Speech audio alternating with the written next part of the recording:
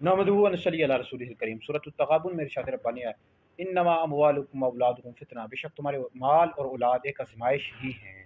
एक और जगह इरशाद रब्बानी है, या अय्युहल्लज़ीना आमनू ला तुल्हिकुम अमवालुकुम वला औलादुकुम अन ज़िक्रिल्लाह, ईमान वालो तुम्हारे माल और औलाद तुम्हें कहीं अल्लाह के जिक्र से गाफिल न कर दे।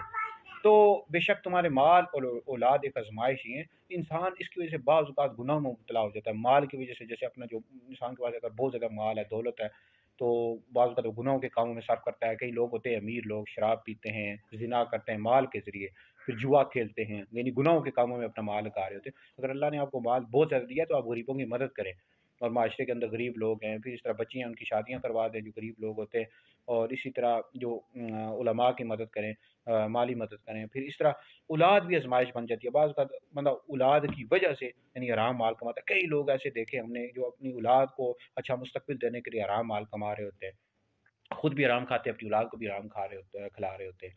यानी कई हराम माल कमा रहे होते हैं, बच्चों को खिलाते हैं, खुद भी खाते हैं।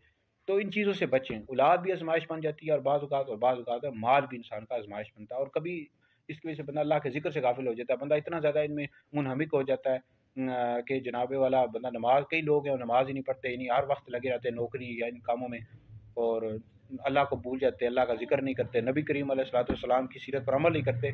तो कभी कभार ये भी होता है कि बाज़ औक़ात इन चीज़ों की वजह से बंदा आजमाइश में पड़ता है। तो सही मुसलमान ये वही है कि जो साथ रिज़्क़ हलाल भी कमाए, और औलाद के लिए, और अल्लाह को भी याद करता रहे, नबी करीम अलैहिस्सलाम की सीरत के मुताबिक ज़िंदगी गुज़ारे। ये वीडियो सुने दीगर लोगों तक मुझे आप लोगों के लिए बहुत बड़ा सदका जारी है।